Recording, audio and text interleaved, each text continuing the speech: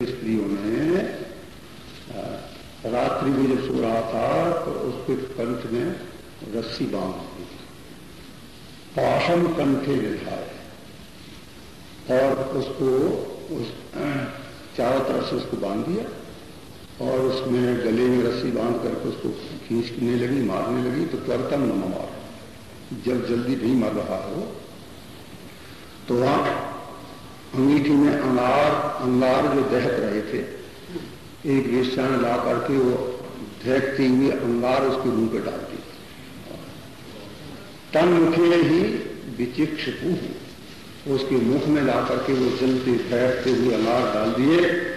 बस अब निजारा दुखे ना, उससे फिर वो व्याकुल होकर निर्णय मर गए। वो स्त्रियों ने, वेश्याओं ने उसके शरीर को वहां गड्ढा खोद करके गाड़ दिया।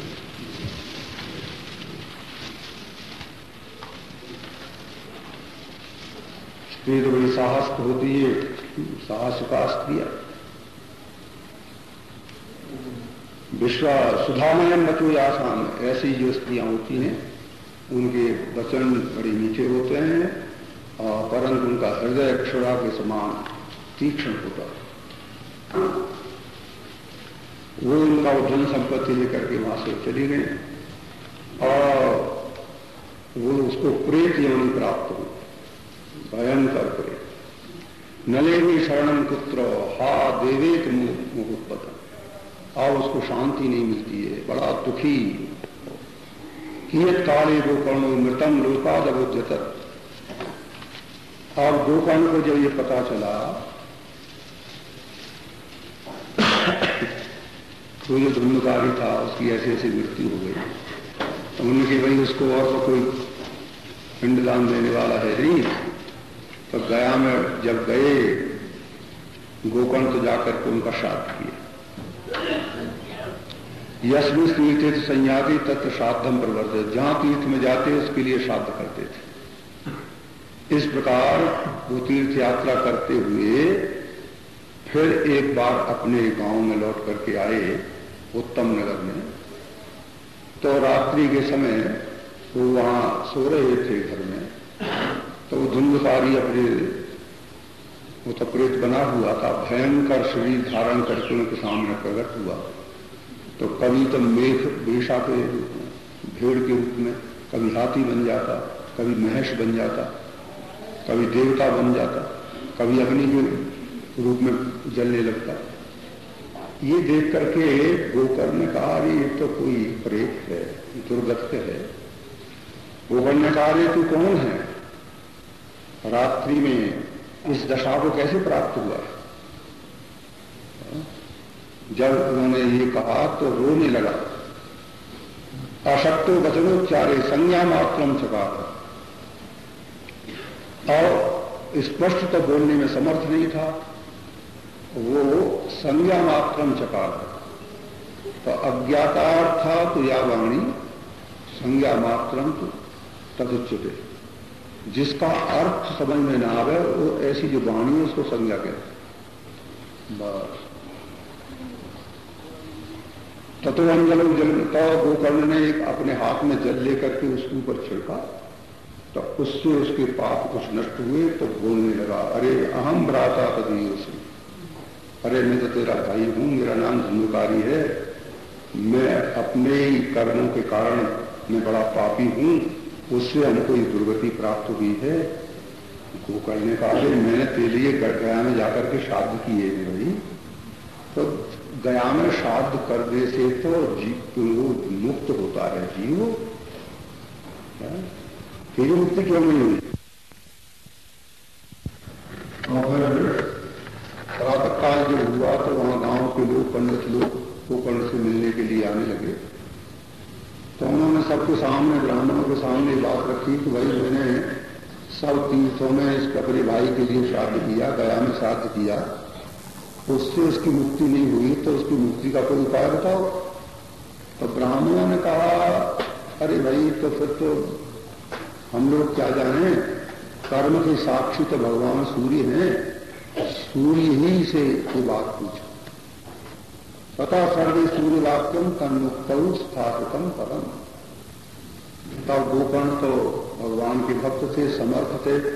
भगवान सूर्य का स्तंभन किया, सूर्य के वेग को रोक दिया और उन्होंने कहा तुभ्यं नमो जगत साक्षी, हे भगवान आप जगत के साक्षी हैं, इस धंधकारी की मुक्ति का साधन आप बताइए। भगवान सूर्य ने आकाशवाणी से स्पष्ट रूप से कहा श्रीमद् भागवतान मुक्ति सप्ताहे वाचन करो, अरे श्रीमद् भागवत का इसके लिए प्रवचन करो और 7 दिन तक इसकी मुक्ति हो जाएगी। बस फिर क्या था, गोकर्ण ने ऐसा निश्चय करके और 7 दिन तक वो श्रीमद् भागवत का श्रवण करा। सप्ताह एक की उसको सुनने के लिए वहां पे सब लोग अंधे बहुत वृद्ध अपने अपने पापों का क्षय करने के लिए वहां बहुत लोग इकट्ठे हो गए। और अब वो प्रेत जो था उसने वहां कोई स्थान नहीं था बैठने के लिए, वो कैसे देखूं, तो वहां एक बांस था, 7 उसमें ग्रंथियां थी, कोई उसमें छोटा छिद्र था, उसमें जो मूल छिद्र में उसने प्रवेश कर दिया सुनने के लिए, क्योंकि वायु प्रधान शरीर होते हैं उनके, तो एक स्थिति नहीं रह सकता था, तो वहां बैठ गए। वैष्णव ब्राह्मण को मुख्य श्रोता बना करके और प्रथम स्कंद से लेकर के स्पष्ट आख्यान उन्होंने कथा कहना शुरू किया।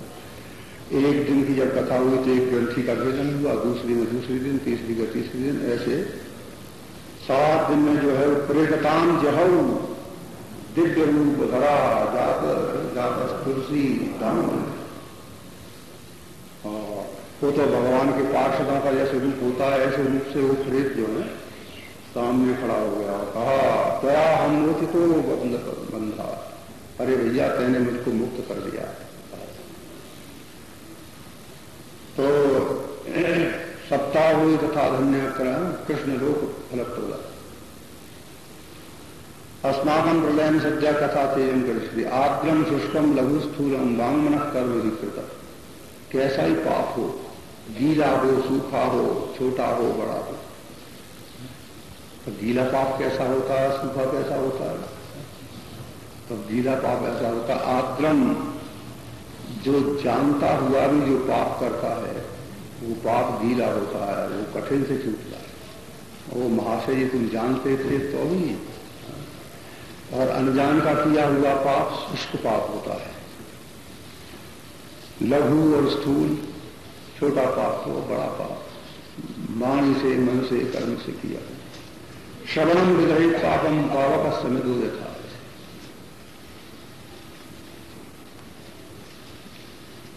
अस्तिस्तंभम स्नायुबद्धम मानसो निर्लेपितम चर्मावनद्धम दुर्बद्धम पात्रम मूत्र पुरुष। अरे ऐसे शरीर से, अस्थिर शरीर से जो कथा श्रवणादि नहीं करता है वो क्या है, बुदबुदाय बतो यीशु मशकाय भजन, वो तो बबूले के समान, मच्छरों के समान उसका जीवन है। जायंते मरणाय व कथा श्रवण करते। प्रातः काल हम भोजन बनाते हैं, दाल भात आप दोपहर को बनाओ, शाम को रख दो तो उसमें बदबू आ जाती है, और उसी अन्न खाने शरीर बनता है। तो इसमें क्या नित्यता है। ऐसे इसके अनंतर उसने प्रयत्नकारे जड़स शुष्क वंश से यत्र ग्रंथ विवेचना, सूखे बांस की ग्रंथियों का भेदन हो गया तो चित्त की ग्रंथि का भेदन कर देगा ये कथा श्रवण, तो इसमें क्या आश्चर्य है।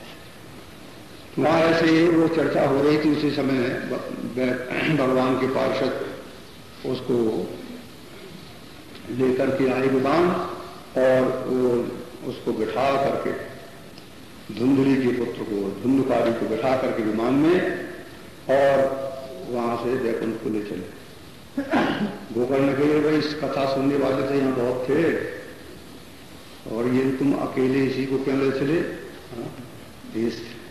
ये क्या पक्षपात है, हम सबको ले चलो फिर वैकुंठ को, अकेला ही कैसे जा रहा है। आनतान विमानान न तेषाम युगपत् कथान कुतः, ये इतने विमान एक ही क्यों लाए, सबको ले चलो, सभी को विमान लाओ। उन्होंने कहा कि देखो भाई, श्रवण तो सबने किया है, पर फल का भेद क्यों हुआ है कि उसमें मननादिक और लोगों ने ऐसा नहीं किया जैसे इसने किया है। इसने 7 दिन तक उपवास करके और एक एक अक्षर इसने मन लगा करके सुना है इसको। अदृढ़ हतम ज्ञानम प्रमादेन हतम श्रुतम। जिस ज्ञान में दृढ़ता नहीं है उस ज्ञान का तुमको क्या फल मिलेगा।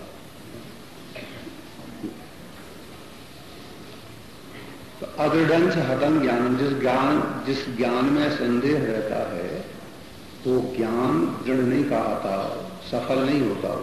अदृढ़ से हतम ज्ञानम। और प्रमादी में हतम श्रुतम, और सुना, बैठे यहां हैं, वहां का ध्यान कर रहे हैं, घर को देख रहे हैं, घर को देख रहे हैं, घर की याद आ रही है, शरीर यहां बैठा है, मन वहां घूम रहा है। एक कानपुर का ब्राह्मण हमसे बोला, मैं कश्मीर गया तो कश्मीर में आंख बंद करके करूं तो भगवान का ध्यान और नाती पोते उछलते दिखाई दें, तो यही मन जा रहे इनमें।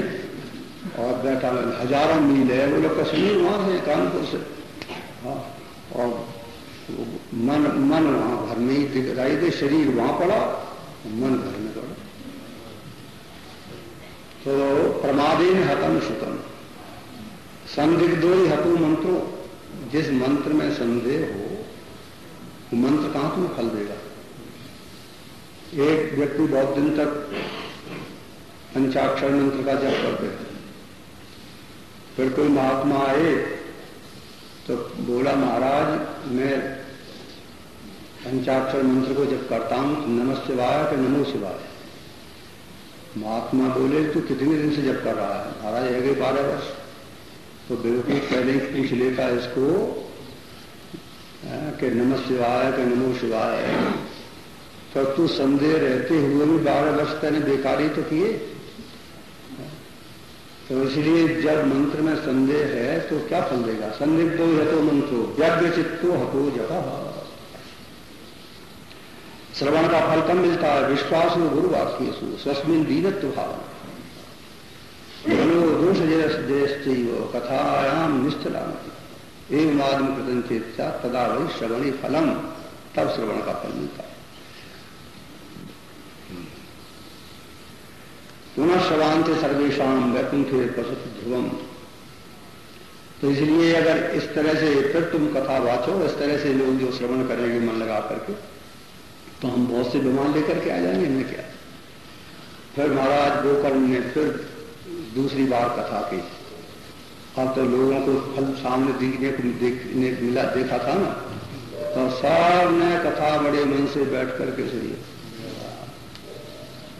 जब 7 दिन के बाद कथा की समाप्ति हुई तो फिर वहां दास गोकर्ण की कृपा से तदग्रा में स्थिता जीवा, जितने भी प्राणी थे सब के लिए विमान आए और गोकर्ण उनके सबको लेकर के, जैसे अयोध्या वासियों को लेकर के भगवान राम जैसे वैकुंठ को पधारे थे, ऐसे गोकर्ण सब अपने श्रोताओं को लेकर के वैकुंठ चले गए। बोलिए श्री कृष्ण। अब जो है सप्ताह श्रवण की इसमें विधि बताते हैं कि जब भाई कोई तुम सप्ताह कराओ तो पहले तो सबको सूचित कर दो। जिनको विचारों को सभी लोग तो सप्ताह करा ही नहीं सकते, तो जिनको सुनने को नहीं मिलती वो भी आकर के सुन ले। और जो वैष्णव लोग हैं, कीर्तन करने वाले हैं, उनको बुलाओ, उनको पत्र लिख दो। जो भक्त लोग हैं जो इनमें श्रद्धा रखते हैं, लिख दो भाई, पत्र लिखने की विधि इसमें बता दी। सताम समाज होता, देखो यहाँ संतों का समाज होगा, भक्त लोग यहाँ उपस्थित होंगे, यहाँ सुंदर कथा होगी, आप लोग अवश्य पधारें। अगर पूरे 7 दिन का आपको समय नहीं है तो 1 दिन के लिए आइए, 2 दिन के लिए आइए, 4 दिन के लिए आइए। तो इस तरह से तीर्थे वापि बड़े वापी, तीर्थ में करो, किसी जंगल में करो या घर में करो, जहां लंबा चौड़ा ठीक स्थान हो वहां कथा करनी चाहिए। पहले से ही सब पूरा प्रबंध कर लेने चाहिए, बिछाने बिछूने का, और मंडप ठीक बनाना चाहिए, ध्वजाएं लगानी चाहिए, और जो है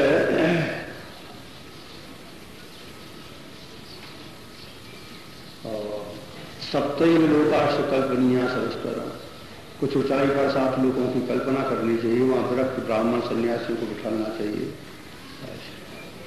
उत्तरों को मुकर के वक्ता, वैसे द्वैत वक्ता, श्रोता भी पूर्व को मुकर के बैठे, अथवा दोनों पूर्व की ओर मुख करके बैठे।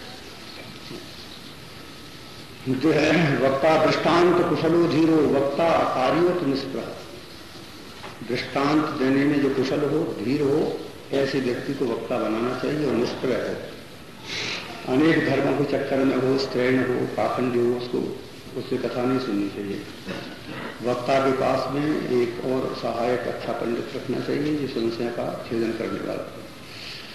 बस प्रातः काल से कथा आरंभ करनी चाहिए, संक्षेप से अपना संध्या वंदन करके, और भगवान श्री कृष्ण का उद्देश्य करके पूजा आदि करनी चाहिए, नमस्कार आदि करके, और जो है फिर इस तरह से स्तुति करे, संसार सागरे मग्नम दीनम तुम करुणानिधे कर्मोगहितांगम मान उत्सर्भार भवार्णवात, भगवत श्रीमद भागवत का पूजन करे विधि से, नरियल अर्पण करे, फल अर्पण करे। श्रीमद भागवतार्थ्यम प्रत्यक्ष कृष्ण एव ही श्रीसुतोषमया नाथा मुक्त्यर्थम भवसागरे, ऐसे उसकी प्रार्थना करे भागवत। फिर वक्ता का भी पूजन करे, सुखरूपज्ञ सर्वशास्त्र विशारद एतत् कथा प्रकाशेन मदा ज्ञानम विनाश, उसके सामने फिर 7 दिन के नियम करे, और जो है कथा जो है प्रातःकाल से लेकर के बीच में मध्याह्न में विश्राम करे, सम्यक जीवन से धीमता आसूर्योदय आरंभ है सार्धत्र प्रहरांत कम 7 घंटे 9-10 घंटे, सार्धत्र 3 या 9 10 घंटे में कितनी कथा ठीक है, 6 घंटे ही मुश्किल हो गई। अच्छा, कथा विराम कर्तव्य, मध्याह्न में कथा का विराम करे, घटिका द्वयम, उस समय कीर्तन भी चलो करते। मल मूत्र जयार्थम ही लब्धाहार, बीच में लोशन का गुण जाना पड़े, प्रति जाना पड़े, इसलिए आहार खाना थोड़ा चाहिए, और हविष्यान्न खा करके रहो था, एक बार भोजन करो, अगर हो सके तो उपवास करके 7 दिन तक सुनो, उपोष सप्तरात्र में शक्ति स्थित सुनियात करा, 7 दिन तक कुछ मत खाओ, सुनते शक्ति हो तो। अच्छा, घी पी के रह जाओ, घृत पान या थोड़ा गुनगुना करा, घी पी लिया और कुछ मत पिया, घृत पान। दूसरे जन्मा के पैप पान, दूध पी के रह जाओ। सूर्या सुखम फलाहारेण, अच्छा फल खाना। शावमेकम मुक्ति न, अच्छा फिर एक समय फलाहार भी एक समय कर। सुख साध्यम भवेत तू कर्तव्यम श्रवणार्थ, जो जिससे सुख साध्यम भवेत तू तत्कर्तव्यम श्रवणाय, तत् सुनने में जैसे सुविधा हो वैसे करो। भोजन वरम मन ने कथा श्रवण का कहते, उस व्रत की अपेक्षा भोजन कर लेना अच्छा, जो श्रवण करने में सुविधा होगा। अगर तुम व्रत करो और पेट में अग्नि लग रही है, नहीं रह सकते, और कथा भी नहीं सुनी जाती तो बेकार है, भोजन कर लो, सीधी बात। भोजन तो बड़े मन ने कथा श्रवण का नूपवासो वर प्रोक्ता, कथा विघ्न करो, यदि अगर विघ्न करता है कथा में तो उपवास ठीक नहीं है। 7 दिन तक सुनने वालों के नियम हैं, विष्णु दीक्षा विहीन नाधिकार कथा से उसको अधिकार नहीं है, दीक्षित होना चाहिए। 7 दिन तक ब्रह्मचर्य से रहना, पृथ्वी पर सोना, पत्रावल्यां से भोजनम, पत्तल में खाओ। जो पात्र होते हैं वो सब जूठे होते हैं, उनमें संस्कार रह जाते हैं, अपवित्र होते हैं। पत्तल तो एक बार खाई फेंक दी। तो इसलिए 7 दिन तक आपका भोजन पवित्र होना चाहिए। तो पत्रावल्यां से भोजनम,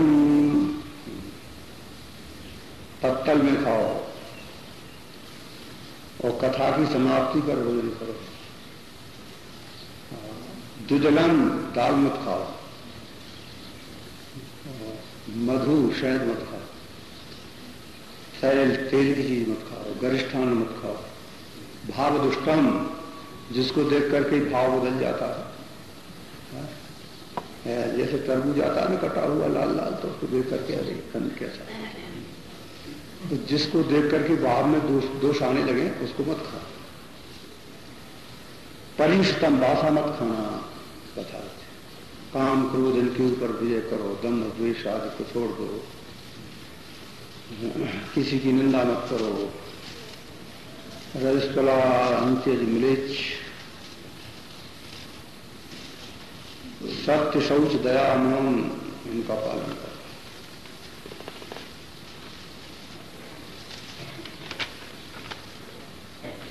मन में उदारता होनी चाहिए। इन सबको दरिद्री हो, क्षय रोगी हो, भाग्यहीन हो, अनपत्य हो, मोक्ष की इच्छा चाहता हो, उनको सबको एक कथा सुननी चाहिए। अकिंचनेषु, अच्छा इसका उद्यापन करना, जन्माष्टमी नृत्य वो कर्तव्यम फलकांक्षी। अकिंचन भक्तों के लिए कोई आग्रह नहीं। विरक्त द्वेष होता, अगर सुनने वाला विरक्त है कोई तो दूसरे दिन गीता पाठ कर दो और कोई आवश्यकता नहीं। और गृहस्थ है तो फिर कथा श्रवण करके फिर होम करो। 10वें स्कंद से हवन किया जाता है। पायसम मधु सर्पिष्ट, खीर में शहद डालो तो घी डालो और उससे फिर हवन करो, अथवा गायत्री मंत्र से हवन हो। कैसे होम नहीं कर सकते तो इतना सामग्री किसी को दे दो। दोषयो प्रशमार्थं च पठे नाम सहस्रकम, सहस्र नाम का पाठ करो। और कथा के अंत में 12 ब्राह्मणों को भोजन कराओ। दद्या सुवर्णम धैनुम से, सुवर्ण का दान करो, गौ का दान करो। और शक्ति हो तो 3 पल सोने का सिंहासन बना के उस पर पुस्तक रख करके और दान करो। श्रीमद् भागवतम सुखम। और सनकादिक महर्षि कहते हैं कि लो नारद जी, हमने तुम्हारे लिए ऐसा सप्ताह श्रवण की विधि सुनाइए, बोलो क्या सुनना चाहते हो। फिर सनकादिक महर्षियों ने विधि सुना करके और भागवत की कथा सुनाई। शृण्वतां सर्वभूतानां सत्तानां यथात्मनां यथा वे ततो देवं तुष्टु पुरुषोत्तमम। फिर सबने भगवान की स्तुति की। उसके अंत में ज्ञान वैराग भक्तियों को पुष्टता प्राप्त हुई। और फिर नारद जी कृतार्थ हो गए। नारद बोले धन्योस्मि गृहीतोस्मि भगवत भी करुणा करी। महाराज मेरे ऊपर आपने बड़ी कृपा की। सनकादिक महर्षियों से ऐसे बोले नारद जी। सूत जी कहते हैं कि इस प्रकार नारद जी कह रहे थे कि उसी समय भ्रमण करते हुए वहां सुखदेव जी आ गए कहीं से।